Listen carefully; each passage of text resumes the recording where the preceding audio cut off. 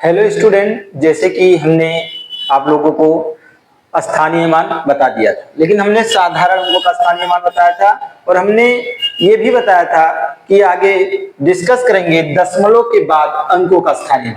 ठीक है बच्चों, तो आज दशमलव के बाद के अंकों का स्थानीय मान। ठीक है, तो दशमलव के बाद के अंकों का स्थानीय मान ज्ञात करना है तो उसका सबसे आसान तरीका क्या है कि दशमलव के बाद पहले अंक का स्थानीय मान निकालना है। मान लो दशमलव के बाद किसका निकालना है, पहले अंक का स्थानीय मान निकालना है, तो अंक गुणे 1/10, यानी जो अंक दिया होगा दशमलव के बाद पहले अंक जो दिया होगा उसका गुणा किससे करेंगे, 1/10 से। ठीक है बच्चों, फिर दूसरा है दशमलव के बाद दूसरे अंक का स्थानीय मान निकालना है। दशमलव के बाद दूसरे अंक का स्थानीय मान निकालना है तो अंक का गुणा 1/100 से हो जाएगा। अंक का गुणा 1/100 से। फिर दशमलव के बाद तीसरे अंक का स्थानीय मान ज्ञात करना है, तो जो दशमलव के बाद तीसरे अंक पर जो तीसरा अंक होगा उसका अंक लिखेंगे और गुणा 1/100 से 1/1000 से कर देंगे। ठीक है बच्चों, अब बात करते हैं इसी तरीके से दसवां, सौवां, हजारवां ऐसे आते रहते हैं। ठीक है, अभी हम बता रहे हैं कि दसवां, सौवां, हजारवां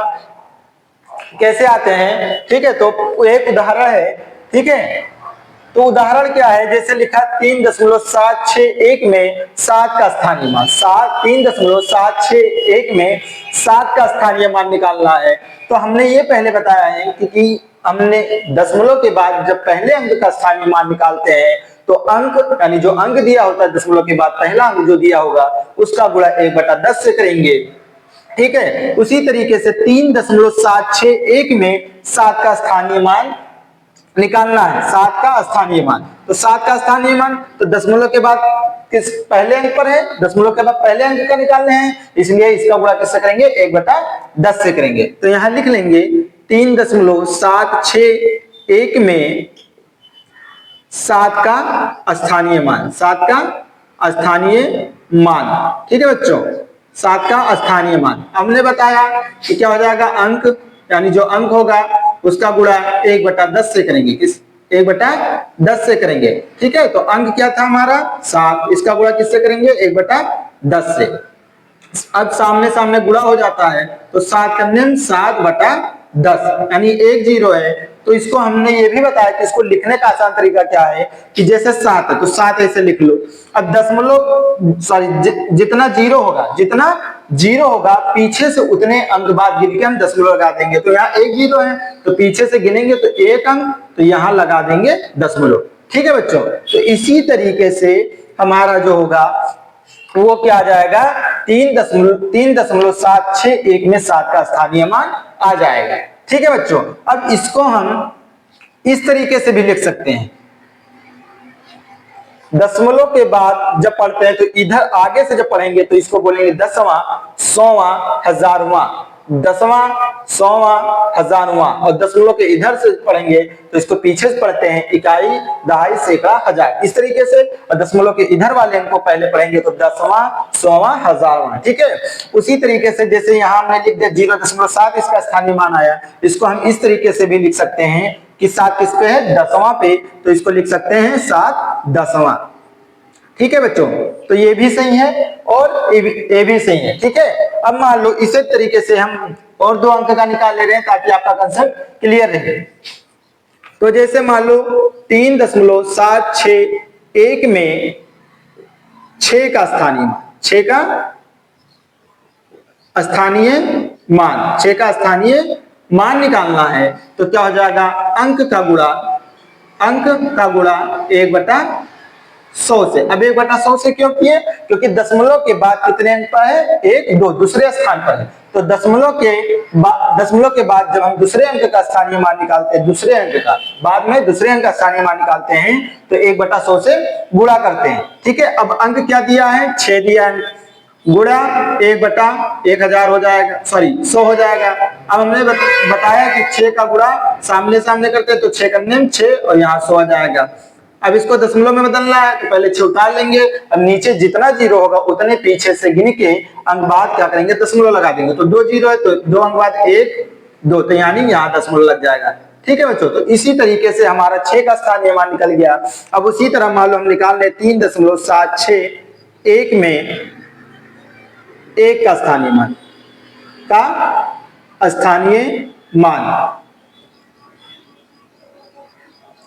ठीक है बच्चों, तो एक का स्थानीय मान निकालेंगे तो क्या हो जाएगा, एक किस स्थान पर है यानी किस अंक पे, दशमलव के बाद कितने अंक पर आता है, कौन सा अंक है, तो दशमलव के बाद 1 2 3 यानी दशमलव के बाद तीसरे अंक का निकाल लें, दशमलव के बाद तीसरे अंक का निकाल लें।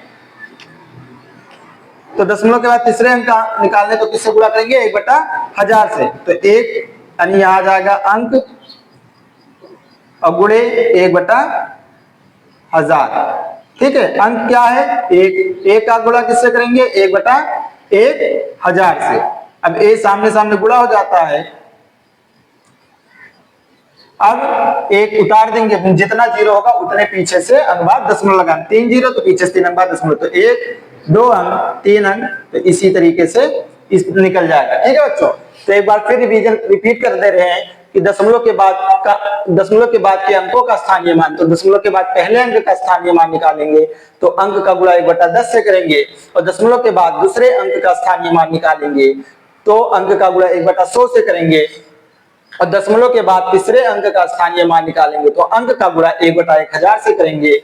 ठीक है, उसी तरीके से हमने उदाहरण दे दिया कि 3.761 में 7 का स्थानीय मान निकालना था, तो 7 दशमलव के कौन पहले अंक बाद है, दशमलव के बाद पहले अंक का निकालना है, दशमलव के बाद पहले अंक का निकालना है, तो 7 का स्थानीय मान यानी 1/10 से गुणा कर देंगे 7 का, तो इस तरीके से बन जाएगा, 1 जीरो है तो पीछे से 1 के बाद दशमलव। ठीक है, उसी तरीके से दशमलव के बाद दूसरे अंक यानी 6 का स्थानीय मान निकाल रहे हैं तो अंक का गुणा 1/100 से कर देंगे। ठीक है बच्चों, तो 2 जीरो था तो पीछे 2 अंक बाद दशमलव, तो 1 2 अंक बाद दशमलव। ठीक है बच्चों, अब दशमलव के बाद तीसरे अंक का स्थानीय मान यानी 1 का निकाल रहे हैं तो ये आ गया। ठीक है बच्चों, उसी तरीके से अब कुछ समय दे रहे हैं, आप उसको उतार लीजिए, फिर उसके बाद आपको 1-2 क्वेश्चन और करा रहे हैं ताकि कंसेप्ट हमारा क्लियर रहे। ठीक है बच्चों, तो आप उतारिए।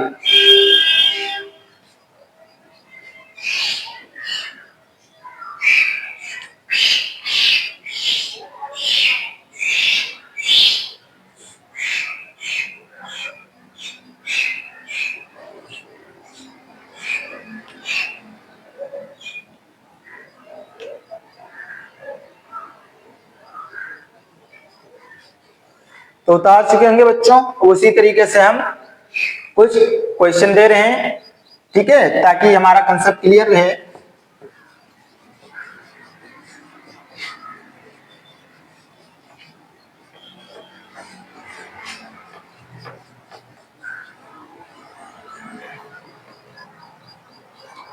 जैसे यहां दे रहे क्वेश्चन में कुछ होमवर्क दे रहे हैं,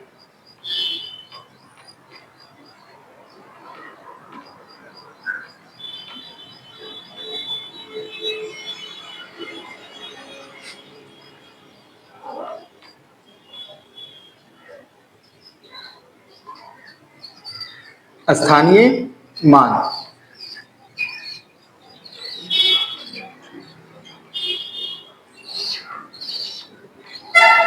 नौ का स्थानीय मान निकालना है, इसमें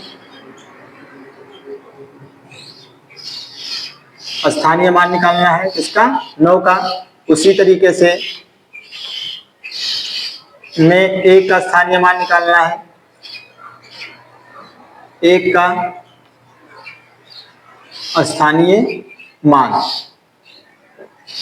उसी तरह बेटा 56.78 में 8 का स्थानीय मान निकालना है। ठीक है बच्चों, अब एक उदाहरण और समझा दे रहे हैं। जैसे मान लो लिखा है 176.195 में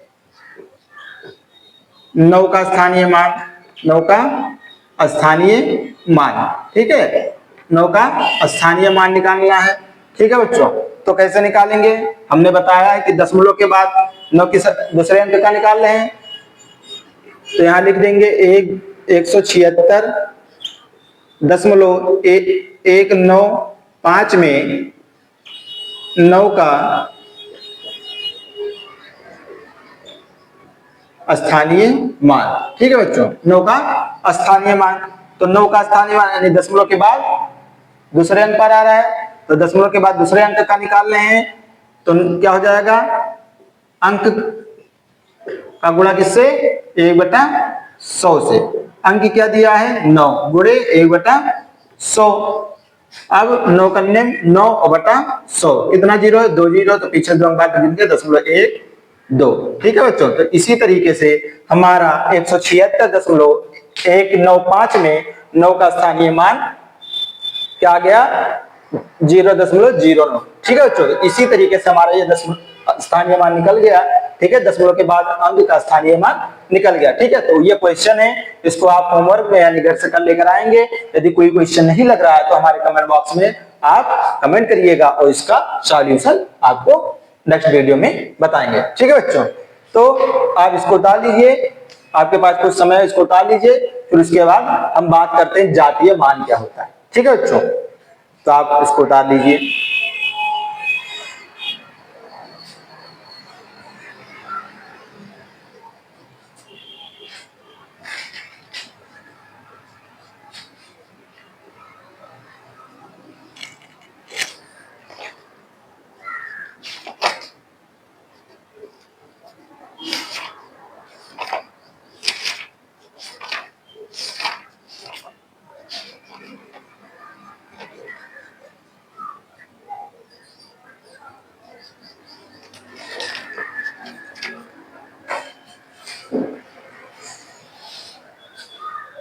तो अब इसको हम इरेज कर दे रहे हैं बेटा।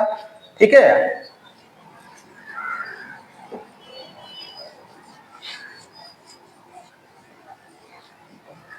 अब हम बात करते हैं जातीय मान किसे कहते हैं, कि अब बात कर रहे हैं जातीय मान।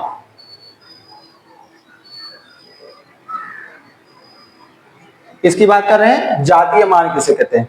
तो जब हम जातीय मान को हम क्या बोलते हैं, अंकित मूल भी बोलते हैं। क्या बोलते हैं, अंकित मूल, अंकित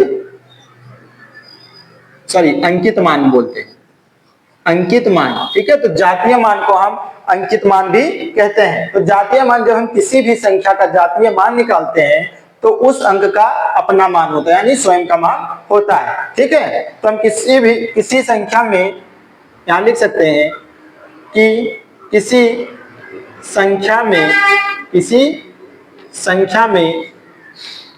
भी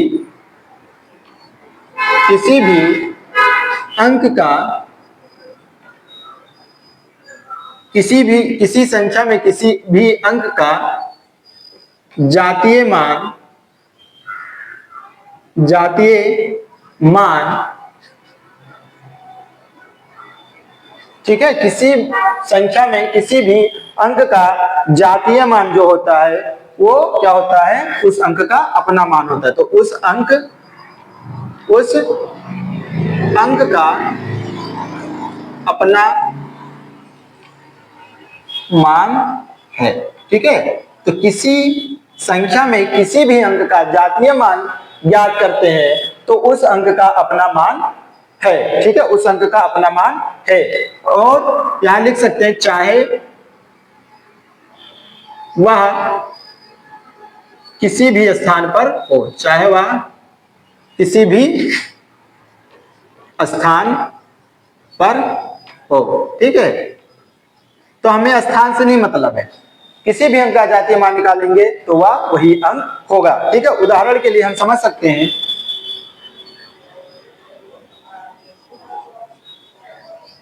जैसे कह दिया जाए कि 575 में प्रत्येक अंक का जातीय मान, प्रत्येक अंक का जातीय मान ज्ञात करें। ठीक है बच्चों, तो प्रत्येक अंक का जब जातीय मान ज्ञात करना होगा तो क्या करेंगे, लिखेंगे 575 में, यहां 5 के जगह पे अंक चेंज कर दे रहे हैं। ठीक है बच्चों, यहां 6 कर दे रहे हैं। 576 में प्रत्येक अंक का जातीय मान, ज्ञात करें। तो 576 में 5 का जातीय मान, 5 का जातीय मान, 5 का जातीय मान क्या हो जाएगा? 5 हो जाएगा। फिर यहां लिख देंगे 576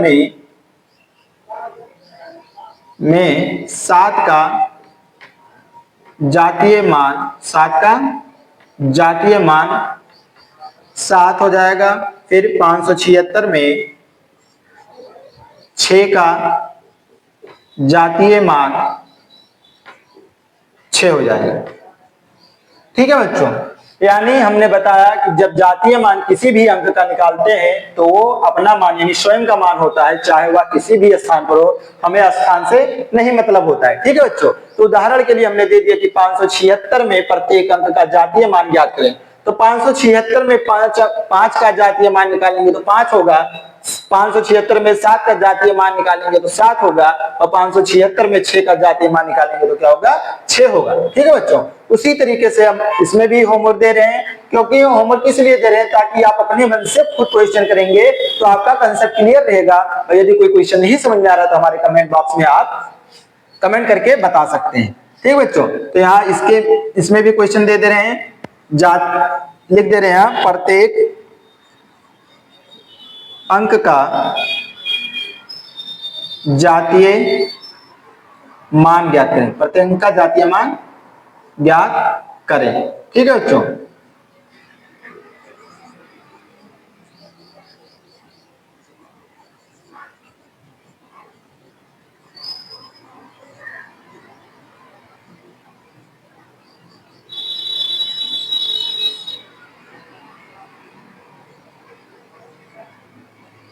ठीक। तो ये 4 क्वेश्चन है, आज 4 क्वेश्चन कर लेकर आएंगे। ठीक है, फिर उसके बाद हम डिस्कस कर रहे हैं पूर्ववर्ती संख्या क्या होती है। तो आप ये इसको उतार लीजिए, फिर उसके बाद हम बात कर रहे हैं पूर्ववर्ती संख्या, फिर उसके बाद उत्तरवर्ती संख्या, फिर उसके बाद हम कल बात करेंगे अंतरराष्ट्रीय गणना प्रणाली क्या होता है। ठीक है बच्चों, तो आप इसको उतार लीजिए।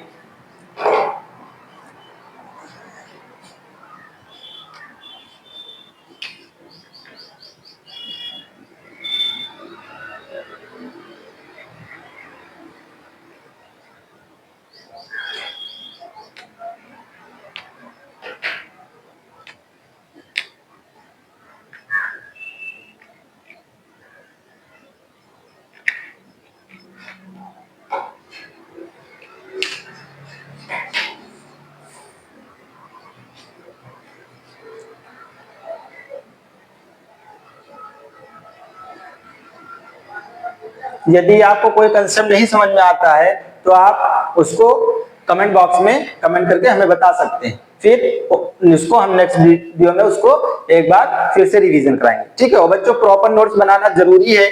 हम नोट्स बनाते चलेंगे तो आपको आने वाले एग्जाम में आप नोट से रिवीजन कर सकते हैं।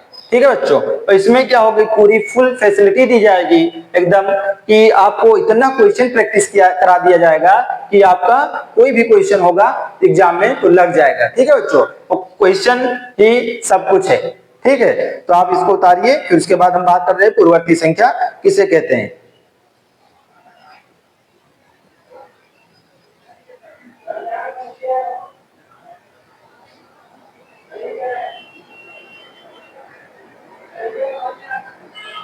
तो आप इसको मिटा दे रहे बच्चों, इसके बाद बात करते हैं पूर्ववर्ती संख्या क्या होती है।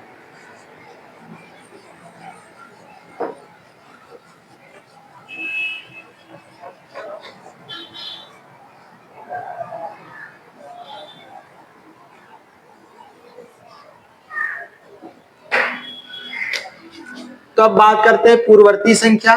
पूर्ववर्ती संख्या, पूर्ववर्ती संख्या किसे कहते हैं? तो पूर्ववर्ती संख्या किसी संख्या में, क्या लिख सकते हैं इसमें, किसी संख्या में एक घटाने पर, एक घटाने पर, एक घटाने पर, घटाने पर जो संख्या प्राप्त होती है, प्राप्त होती है। ठीक है बच्चों,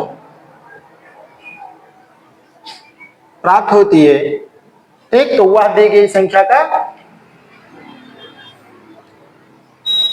वह दी गई संख्या की, ठीक है, दी गई संख्या की पूर्ववर्ती होती, दी गई संख्या की पूर्ववर्ती है। क्या है? पूर्ववर्ती संख्या होती है, पूर्ववर्ती संख्या होती है, पूर्ववर्ती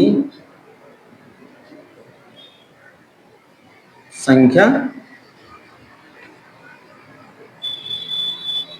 होती है।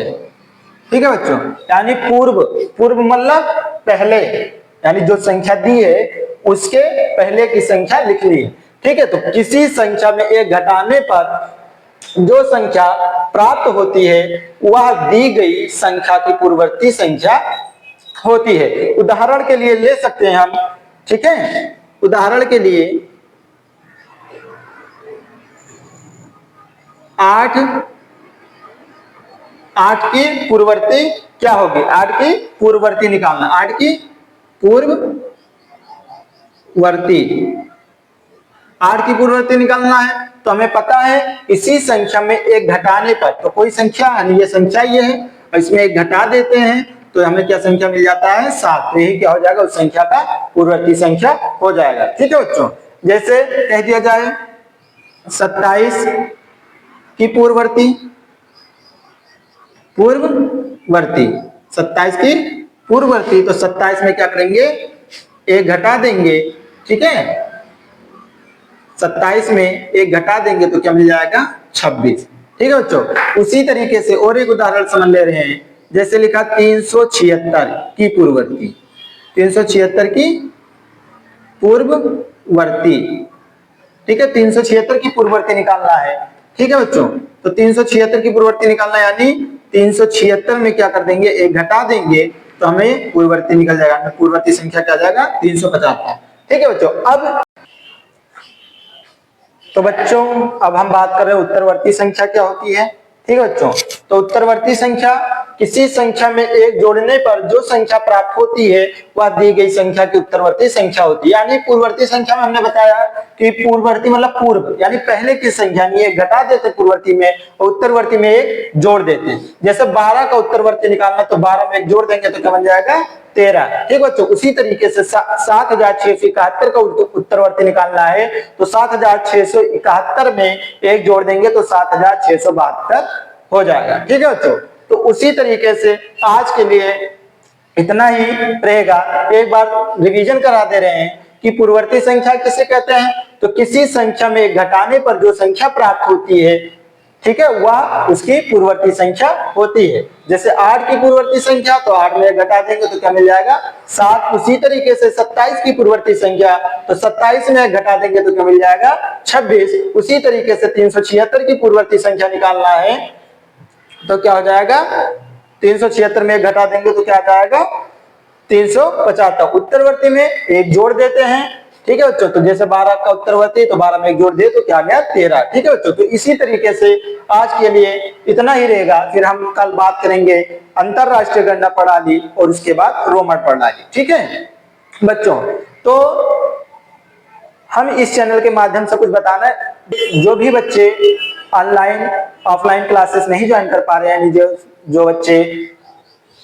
बच्चों की क्षमता नहीं है कि हम ऑफलाइन में जाके फीस इतना दे सकें और हम ऑफलाइन क्लासेस ले सके, ठीक है बच्चों, कोचिंग नहीं जा सकते हैं, वो बच्चों से आप बता दीजिएगा कि हमारी परिश्रम क्लासेस से जुड़ें और एकदम बेस्ट क्वालिटी की तरह पढ़ाई करें और अपना नवोदय में सिलेक्शन ले सके। ठीक है बच्चों, तो जो भी बच्चे ऑफलाइन में नहीं जा पा रहे, यानी जो कोचिंग नहीं जा पा रहे, जिनके अंदर क्षमता नहीं है, जो इनके माता पिता गार्जियन जो भी है, ठीक है, उनके अंदर उतनी नहीं वो है क्षमता, तो वो हम कह सकते हैं आप उनसे कि परिश्रम क्लासेस से जुड़कर वह पढ़ाई कर सकते हैं। बच्चों इसमें जिस तरीके से ऑफलाइन में यानी कोचिंग में सुविधा दी जाती है, उसी तरीके से पूरी सुविधा ऑनलाइन में दी जाएगी। ठीक है बच्चों, और जैसे जैसे जो भी क्वेश्चन ऑफलाइन में सॉल्व कराया जाता है उसी तरीके से ऑनलाइन में भी कराया जाएगा। हर क्वेश्चन को कंसेप्ट वाइज